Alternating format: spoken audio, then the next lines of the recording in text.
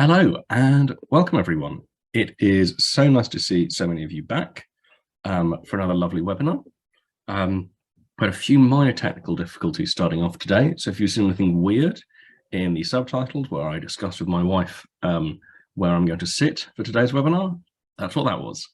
I am joined today by my colleague Edward, who I'm hoping I can now promote up to being an equal participant. We can sort of go forward from there.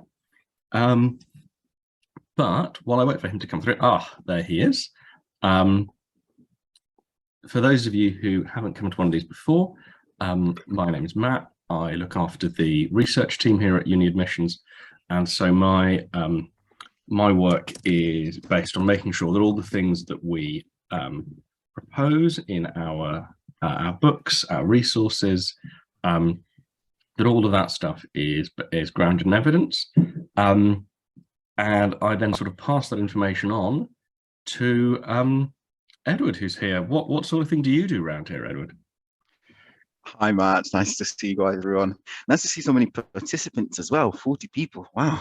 Yeah, so my name is Edward, and I am one of the admission consultants here at UniAdmissions.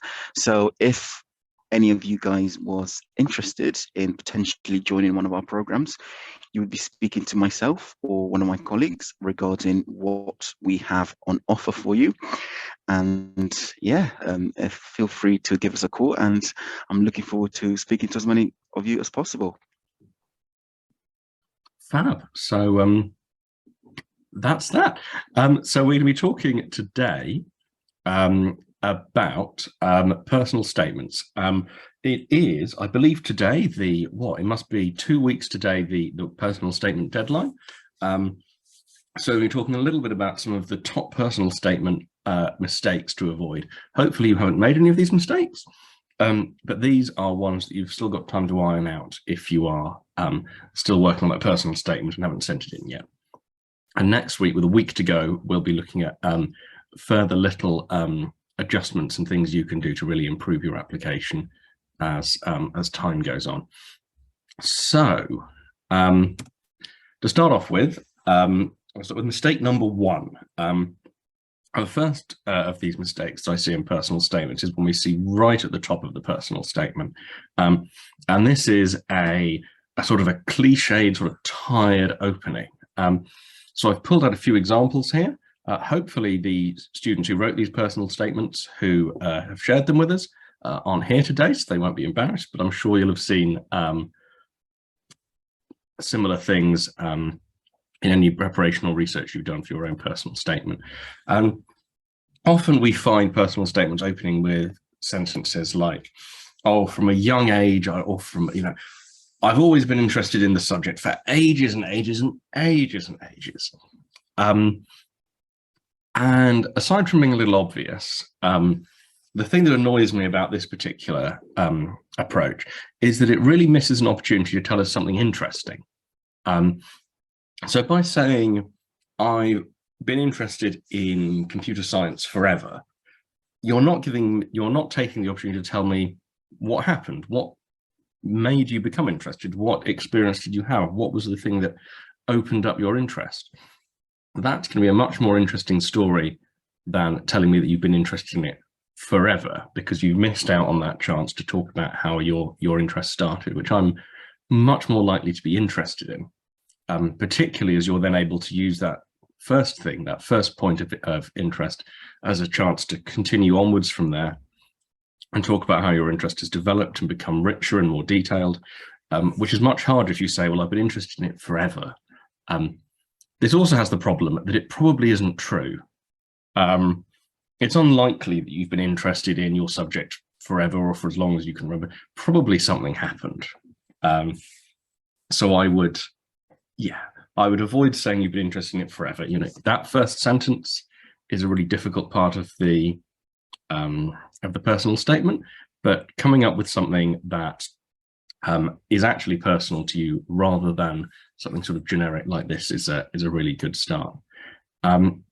Looking at an example, there's another kind of bad opening that I object to, and that's one like this. This applicant writes, for me, Medicine offers an academically and mentally challenging profession which amalgamates my fascination with the human body and my desire to work with a variety of individuals with their own individuals or problems on a day-to-day. One, that first sentence is too long, as we just found out. And they add, it offers a chance to make a real difference to the lives of others.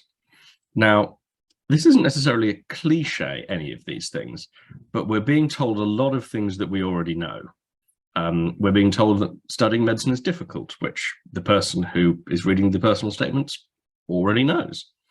You're telling me that it involves working with a variety of individuals. Well, what doesn't involve working with a variety of individuals? What kind of work can you do where you only work with one person? The human body, medicine in the human body, eh? You're going to be working with individuals and their own individual problems.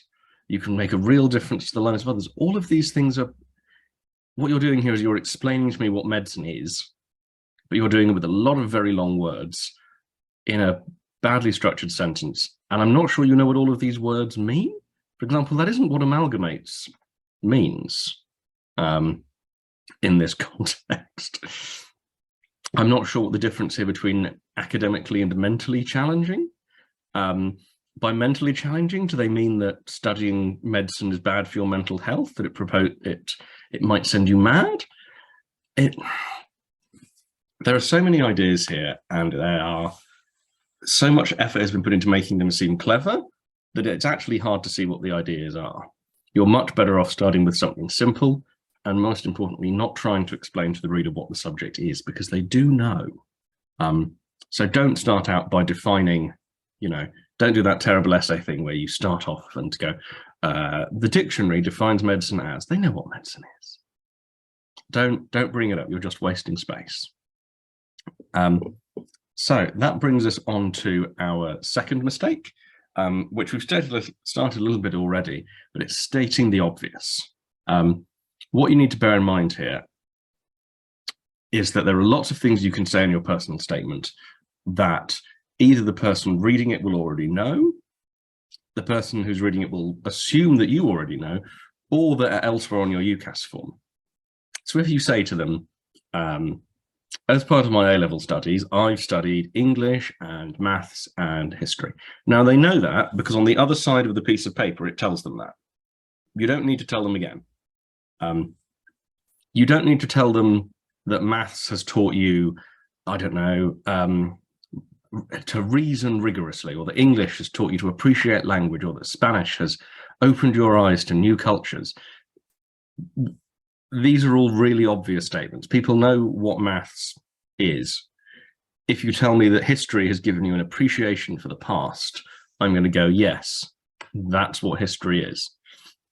Don't waste space in your personal statement defining what subjects are or making really obvious descriptive claims about them. It doesn't show that you have anything really interesting to say, and it gives you less space to say interesting things because all these things are really obvious.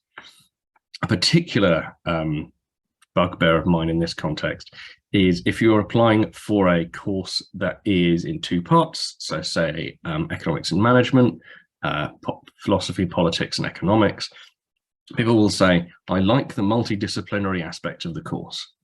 Well, what does that mean? You mean you like that it has two names? In practice, every course is multidisciplinary to some extent or another. Even if you're studying English, you're going to be looking at poetry and prose. Are those not two disciplines? Just reading back to the admissions tutor, I want to study PPE because it has P and E in it. What really appeals to me is the mix of letters. You're not telling me anything useful. You're just reading back to me these definitional things, and that isn't helpful. It isn't interesting. Stick to telling me things that are new, is what I would say. Another thing to worry about is a rhetorical question that people like to employ. Don't begin your personal statement by saying, you may be thinking to yourself, why medicine, as in this example. Now, the person reading the personal statement isn't going to be asking themselves that question. They know why medicine. What you're supposed to be doing is answering that question. they know that you want to study medicine. It says at the top of the piece of paper, this person would like to study medicine. And if you then begin your personal statement with, you might want to know why I want to study medicine, and they'll go, yes, that is the point. Get on with it. This one here, again, goes from the rhetorical question into a slightly strange metaphor about the body. Apparently the body is better than a computer. It's stranger and more complicated. Okay. But that hasn't told me very much about why you want to study medicine. You've just made a sort of interesting comparison between the body and a computer, but honestly not that interesting. You've just essentially told me that the body is complicated by comparing it to a computer, or it's more complicated than a computer. How complicated is that? Are you going to develop this? Is the complexity the reason that you want to study it? Surely that makes it off-putting to study if it's too complicated. You know, it's not telling me about your motivation. It's telling me that you are interested in a particular subject, but you're telling me, you're not showing me any evidence for it. You're just saying you want to study it. And this is about showing evidence rather than just stating things straight out. To sort of summarize this, you know, remember who you're writing for. They know what subject you're applying for, written right there on the form. They know what A-levels you're doing. That's also written on the form. They know what grades you've got. They probably remember, and we're going to come on to this in a moment, what the set texts you've studied for A-level are, so you don't need to tell them again. There's no point in you spending a lot of time defining what medicine or politics or whatever is. The person who's reading knows what it is. They know more about it than you. That's why you want to go to the university. And spending a long time trying to define the subject to them can read as a little bit patronizing. And you really want to avoid that. You want to seem curious and interesting and sort of pleasant to talk to. Not as though you're applying even though you already know it all. The other thing to bear in mind is, to sort of summarize this, are the things that you're saying to them, you know, all the things you're writing down, is this new information? Are you telling the person who's reading, learning more about you, learning more about your interests, learning more about your motivation, or are you just sharing sort of rhetorical questions with them? Are you giving them a summary of their own subject? You know, what new information are they picking up from you? That's what really matters. If you've got a whole sentence that isn't giving them anything new, then think about whether you want to keep that sentence at all. You know, you don't want to explain to someone what maths is. They probably know. So if you've got a sentence in your personal statement that says, I've learned to do complicated reasoning from maths, you can get rid of that. People know what maths is. People know history is about the past. People know that you've improved the quality of your writing by studying English. You can let those things go. They're not very interesting, and you can use that space to say something more interesting. Moving on to our third mistake, and this is going to go for a lot of you know, not just for your first example. But one of the mistakes I see most frequently is that students will be, they won't necessarily treat the texts they're working with perhaps the quite the right level of respect. So we're going to come more onto that, but it's important to make sure you're also choosing the examples in your personal statement carefully. You know, if you are, you know, you want to put forward an example that shows what an interesting, smart applicant you are, and make sure that it's something that is a set of ideas, a set of problems that you are genuinely interested in. Don't pick out something that you're sort of interested in or that you think will look good. You're likely going to have to talk about it in the interview, so you want to be ready for that, for it to be something you genuinely care about. And you want to actually have done the reading. I don't know if it still happens, but when I was applying to university many years ago, it was not so uncommon for people to mention in their personal statement books that they hadn't read. They would then plan to read them before the interview. That is a high-risk strategy.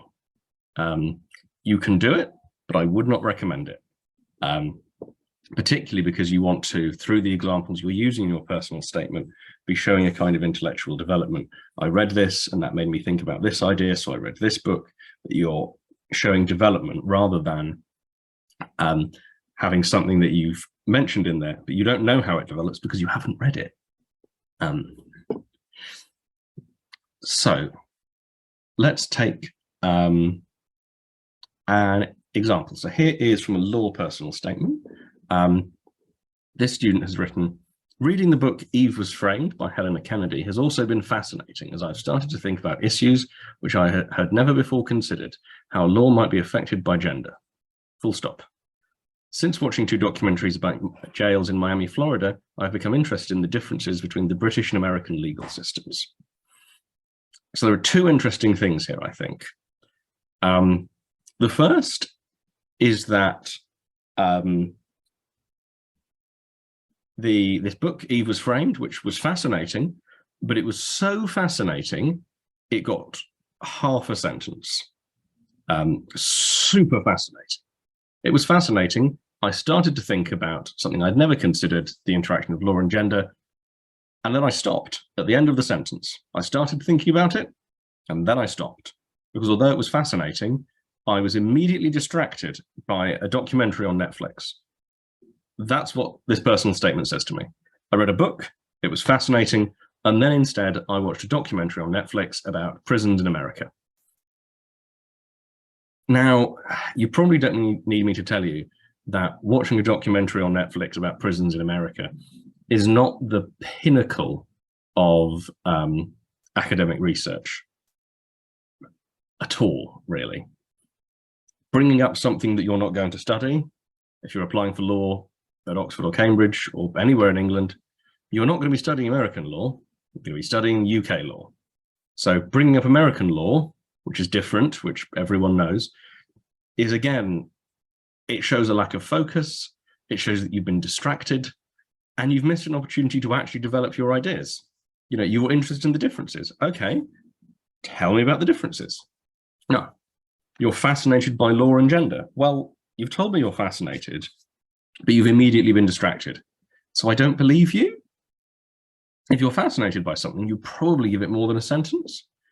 And this is a particularly troublesome one as well. I can't remember the gender of the person who wrote this statement, but if I was someone reading this statement and it was a male applicant who had claimed they were fascinated by gender inequality and then given it half a sentence, I might find that a little distasteful.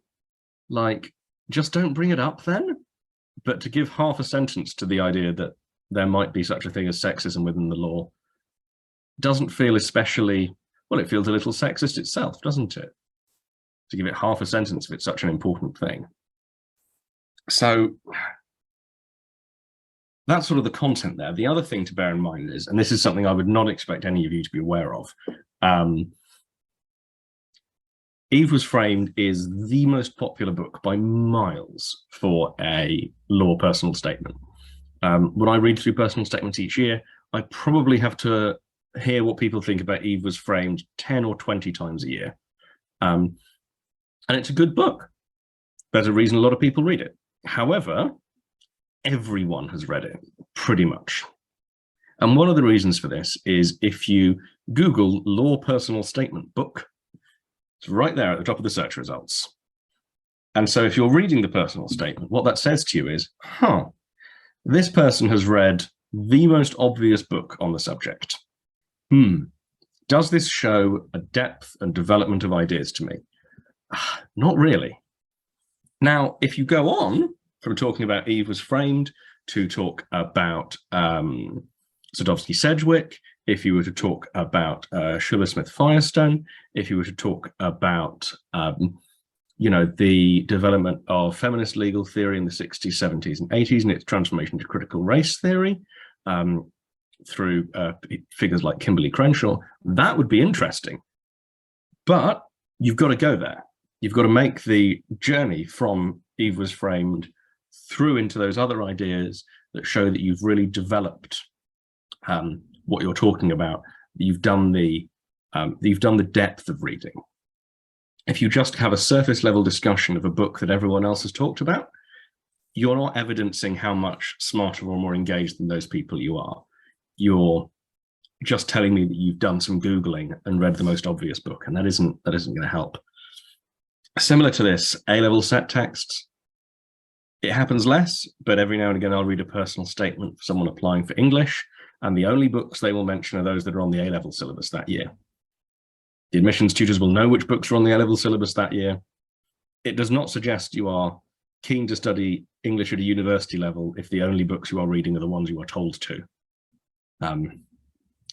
You really want to be stretching yourself beyond that, exploring other ideas. There's nothing wrong with having The Crucible or Eve Was Framed in your personal statement. There's nothing wrong with talking a lot about the Nazis if you're applying for history. There's nothing wrong with any of these choices. But if you're showing depth and a kind of a variety of interest, if you can, it's better to start with something that other people aren't going to be writing about. Some of these things, the First and Second World Wars, The Crucible, all of these things are a little obvious. Other people are going to have gone for them. You want to differentiate yourself by talking about texts and ideas that other people aren't picking out. And hopefully, if you're a good applicant, that won't be a problem. You'll already have done that. That leads us to our penultimate mistake, which is very much related, which is the mistake of I have read a lot of books. There's a temptation in the personal statement to show off just how many books you've read, because you have doubtless read loads of books. But you've got to be careful to make sure you are showing due respect for the books you're talking about. So, staying with law, this applicant writes, to satisfy my curiosity in law, I initially read What About Law, which introduced me to several legal areas, specifically attracting me to the law of contract. Reading Alan Hutchinson's Is Eating People Wrong and Is Killing People Right intensified my desire to study law, as they discuss a variety of legal milestones from British and American history. Likewise, Tom Bingham's The Rule of Law highlighted the sheer importance of law in a democratic society, whilst HLA Hart's 3 lectures in Law, Liberty and Morality led me to ponder how morals influence law. Aside from these, I regularly read The Economist and The Week to keep me updated with global political affairs. Now, what we can see here is that this candidate has read a lot of books, which is good. What we can also see is they've had maybe half an idea about each one of them. In fact, you could just have read the back of these books and got as much information as we've got here. Our first book, What About Law? Okay, it introduced me to several legal areas. I was particularly interested in the law of contract. Now, I bet if you look on the back of the book, What About Law, it will say an introduction to various kinds of law, and it will list them. You don't need to have read the book to come up with that insight. I read some other books. They intensified my desire to study law, and they discuss a variety of legal milestones. That's great. But you haven't shown me you've read the book. What you've done is you've told me what's in the book, which again, you could have picked up by just reading the back of the book. You do not need to have opened any of the books that have been mentioned so far to get the information that I've been given in this personal statement. In fact, I'm not convinced you would need to have even looked on the back of Tom Bingham or HLA Hart's books, because you can guess that Law, Liberty and Morality mentions how morals influence law from the title. And the rule of law are pretty much the same. Nothing in this personal statement is telling me that you've read the books, that you've thought about the ideas, that you've engaged with them at all. All I'm getting here is I've read a lot of books. Have you thought about them? Can't tell. No information about that at all. You're telling me stuff, you're not showing me any kind of reflection on the ideas. And I'm sure that they are, I'm sure the person who wrote this personal statement had thought about these ideas, that they did have reflections on them, that they did have areas of disagreement with the texts, that they were things that they found problematic, that they had questions, but none of those things are here. And so I can't give them credit for them.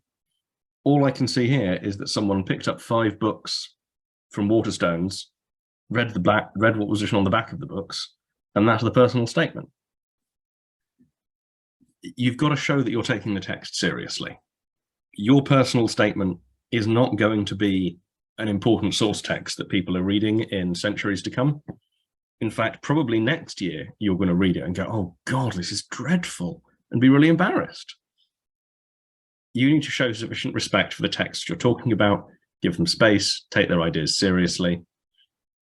Any book you are talking about even just a random issue of The Economist is going to be more interesting and more worthy of engagement than your personal statement is. And so you need to treat it like that rather than just tossing it off in half a sentence. And this sort of plays into the way you need to approach university study in general.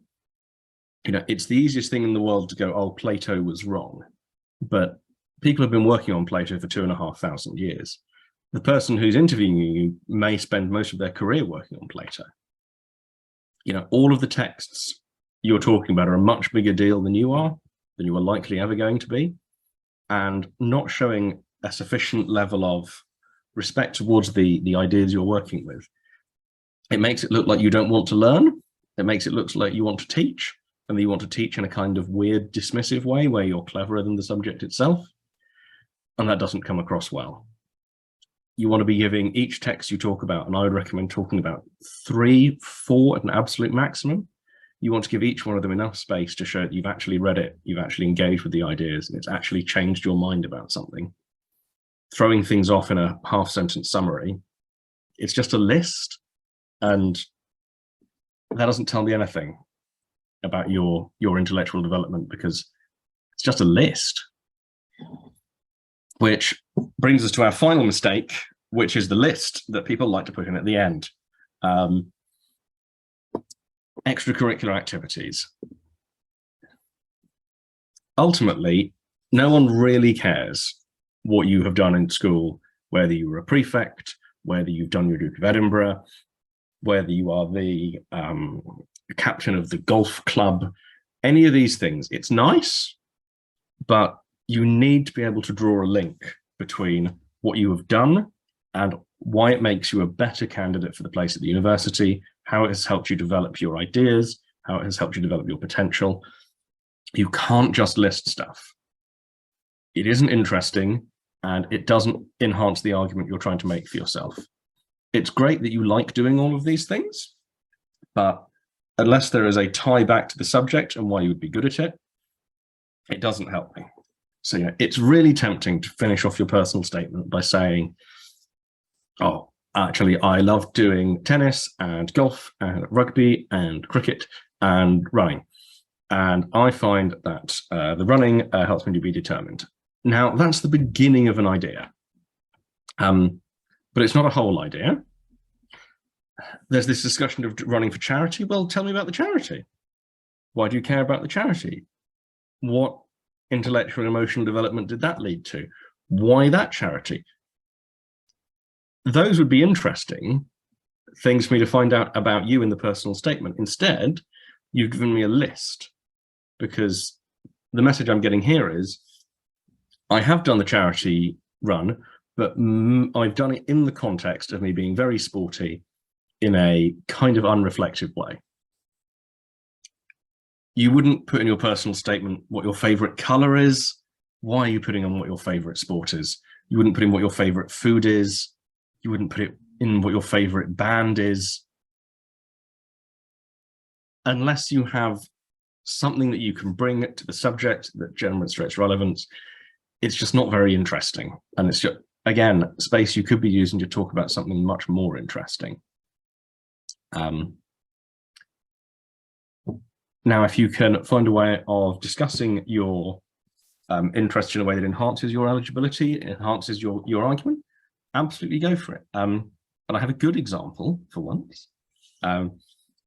This student writes, music has colored my historical studies. For example, I played various Shostakovich symphonies coinciding with my study of Stalinist Russia at GCSE, each with a very different feel depending on his relationship with Stalin.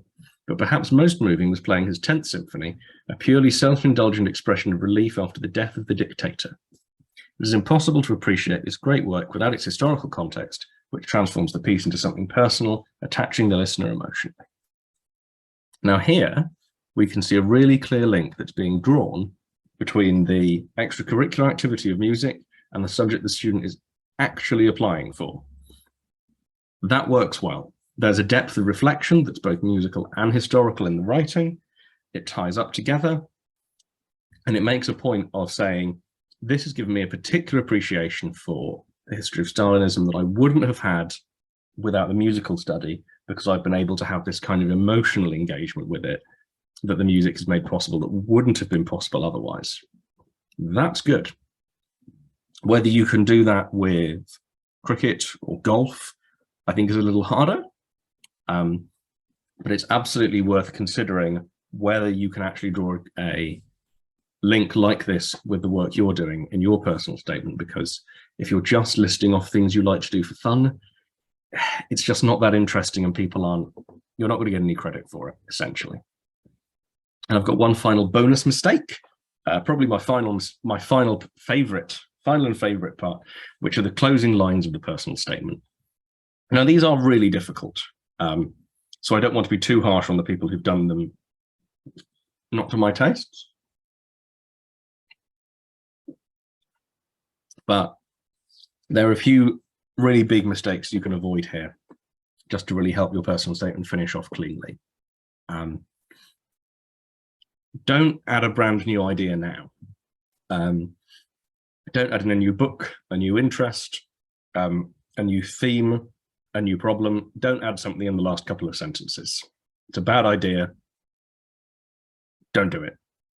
What you want to do is, as quickly and as tidily as you can, say, as you can tell from all the things I've said above, I'm very interested in this particular thing, and that's why I want to come to the university. That's all it needs to be. A sentence, maybe a sentence and a half. Don't put the name of the university you're going for in there. It's just a little bit rude. You're applying for 5, 4.5 in the case of medicine. It's just a little bit rude towards the other ones. If you were texting 5 different people who you wanted to go on a date with, you wouldn't put the name of the one you fancied the most in the text, because the other 4, even if they fancied you, they would be offended. Don't do it. Just don't. And make sure that the sentences you're putting in at the end, that they're actually doing something. Make sure they're adding something, even if it is just a little bit of a restatement to make things clearer. If it is a little bit of a summary,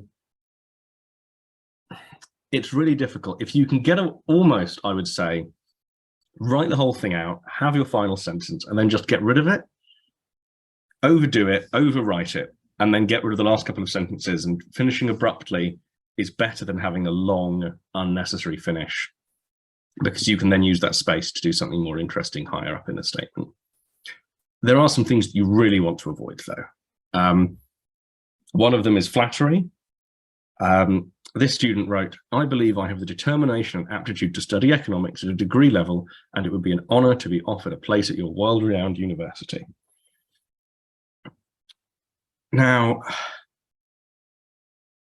we know that the person wants to study economics at the university because that's why they're applying. So they're telling me again, which I don't need to know. They're telling us that they'd be honored, which is nice, but not super important. And they're telling us that it's a really good university, which again is nice. I'm flattered to be told what a good university I am, but it's not very interesting. It doesn't tell me anything new, and it feels just a little bit creepy. The flattery is too much. Just say you want to study the subject. Don't go on about how good the university is.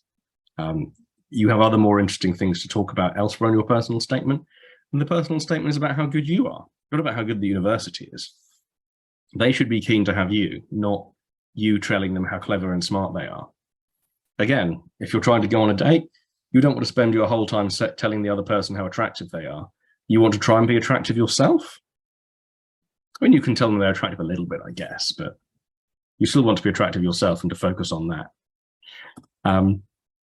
Here's a nice one. And this is what I mean by short. This person writes, "With a genuine zeal for the subject and an ability to relate my studies to the real world, I'm convinced that I will thoroughly thrive at degree level economics."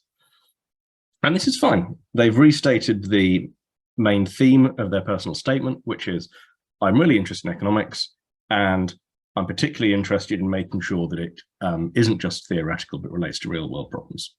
And that's why I want to do the degree. Absolutely fine. It's nice and short. It could even be shorter. I would take out genuine, for example. That's fine. It does not need to be more complicated or more sophisticated than that.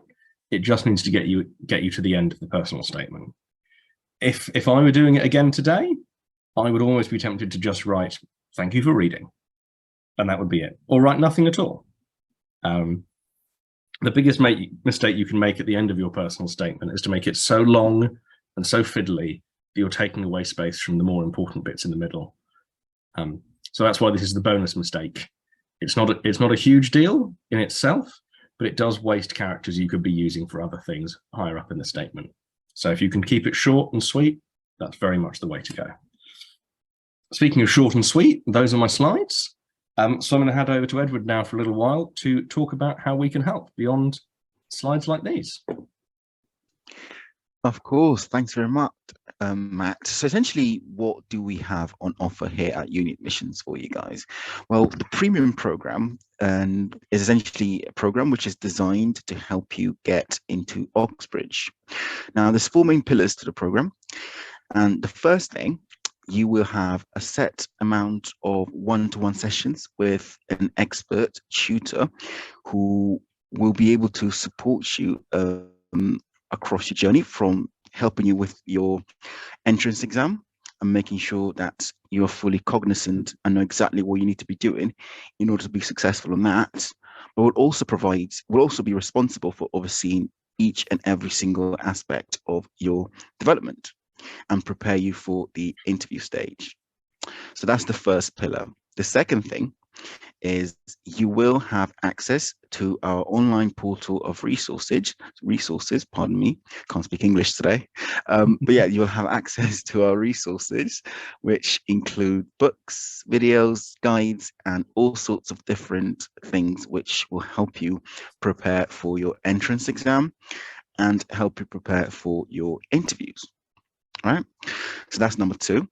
The third pillar is that every weekend, every Sunday at 2 p.m., you will be attending enrichment seminars, which are essentially designed to help you deep dive into your university topic and your degree. Essentially, it's meant to help you develop a breadth and a depth of understanding relating to your degree, and will help you walk into the interview and be able to articulate why you love the subject and why you are an exceptional candidate for that subject. All right.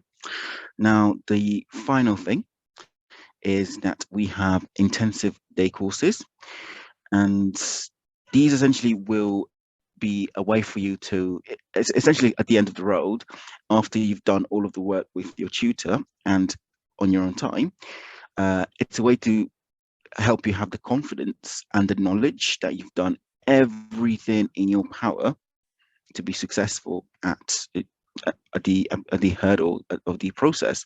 So we're going to have an intensive course for the personal statement, an intensive course for the entrance exam, and an intensive course for the interview stage.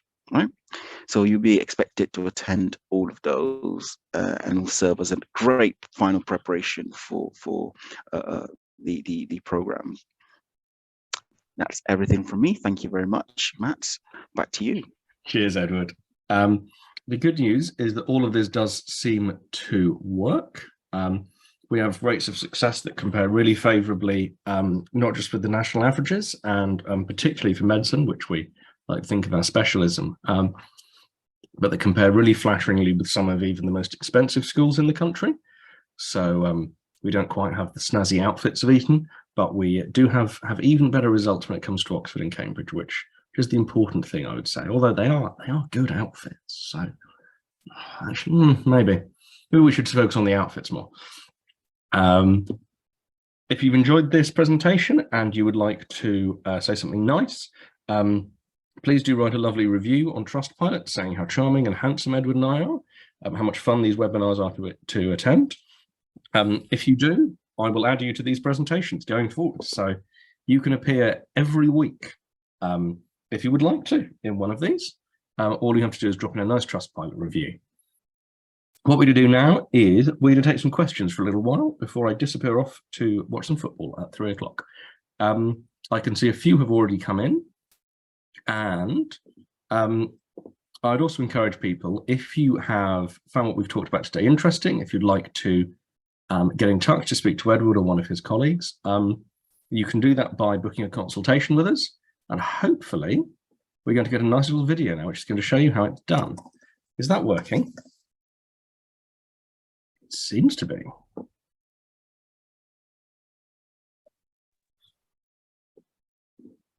And that will give you a little guide as to how to get in touch with us. Our consultations are completely fee-free, completely commitment-free. It's just a case of getting to know you, figure out what we can do to help, and see if it will be a good match to work together. Now, I'm hoping we can answer some questions. Does that look all right? I don't know if anything weird has come up on the screen when I open the question window. Is that all normal, Edward? Yeah, it seems fine from my angle. Oh, fab.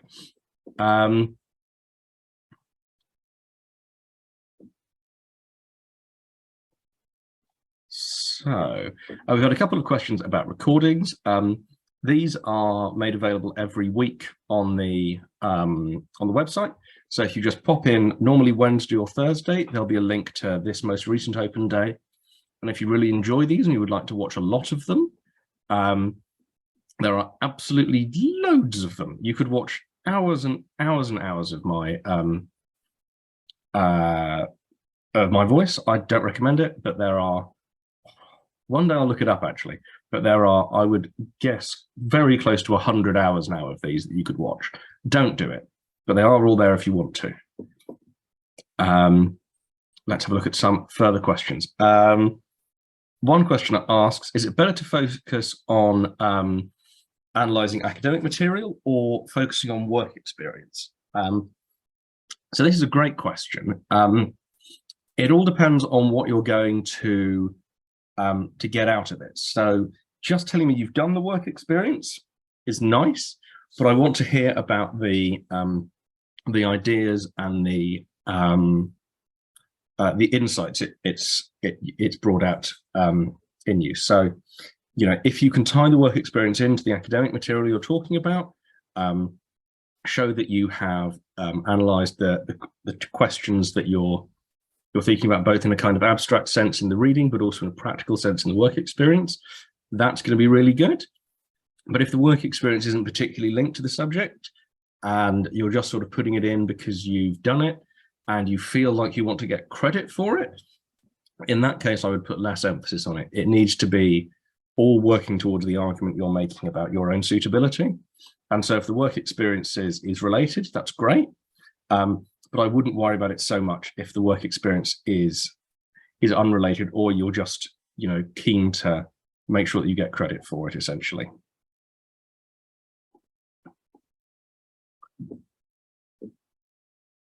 Let's have a look. In fact, we've got a great example of work experience here, actually, in one of the other questions. Kyle talks about how they're applying for graduate medicine and they learned Spanish while they were doing work experience in a care home, so as to make it easy to communicate with a Spanish-speaking resident at that care home. Now, this is a really useful example of how to make your work experience come into your personal statement.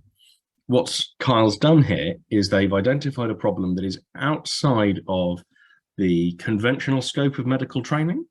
They've realized that it could have real benefit for a patient. They've taken the time and energy to develop that skill, and they've deployed it, and they've made a real difference to that person's quality of life. Now, that shows so many good things for medicine. That shows problem-solving ability, it shows determination, but most of all, it shows that you are behaving in a way that is centered on the needs of the patient, and that you have been willing to go further than you needed to improve the quality of that patient's care. I would absolutely put that into your personal statement. I think that's a really good example of showing that you're not just interested in it for the science bit, but you're interested in it for the care bit. And that is ultimately, if you become a doctor, a really important part of what you do. And so demonstrating that level of commitment and going above and beyond, I think, is really valuable and really nice.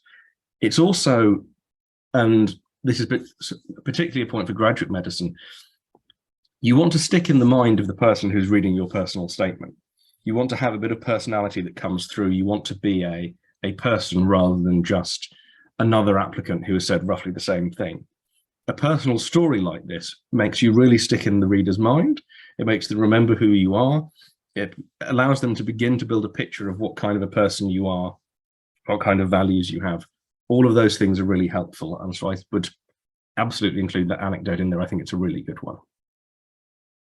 And Jazan asks about getting support before the deadline on the 15th. We can still help, can't we, Edward? We've got time. Yeah, sure. Zanis, essentially, yeah, we provide all sorts of support from personal statements to entrance exam and interview prep. So if you are interested in gaining support primarily in each and every single one of the application hurdles, then feel free to get in touch, book a consultation, and we'd be more than happy to have a chat to see how we can accentuate and support your application. And we should have, I think we've got openings today. So, with only 2 weeks to go, we could be, helping as soon as Monday, right? Yes, of course. Yes. I mean, the sooner the better. Yeah, we like to work very quickly, and yes, as soon as you get in touch, the sooner you'll be able to get support. Yeah. Someone asks, should I include my political views in my personal statement when applying for history and politics? I would be cautious because, of course, it may turn out that the person reading has different political views, and you don't want to upset anyone by having too strong a disagreement. A lot of people do go on from degrees in history and politics and PPE and subjects like this into political careers. And so that is in part an expectation of people who are applying for that subject. But I would be careful about making too overtly ideological a statement, as after all, what you're going to be studying in the course isn't how to be a politician, but how to understand politics in a kind of slightly more theoretical, more abstract sort of way. So I think it's perfectly good to talk about your experiences, talk about your ideas, talk about the things that you're passionate about, but you want to ground it in an academic setting rather than being too dogmatic or ideological. Don't assume that you're going to get in on the basis that the person you're reading agrees with you about their politics. And of course, if your politics are perhaps different from the person who's reading, which is just as likely, you don't want to upset anyone by having entirely different ideas about things.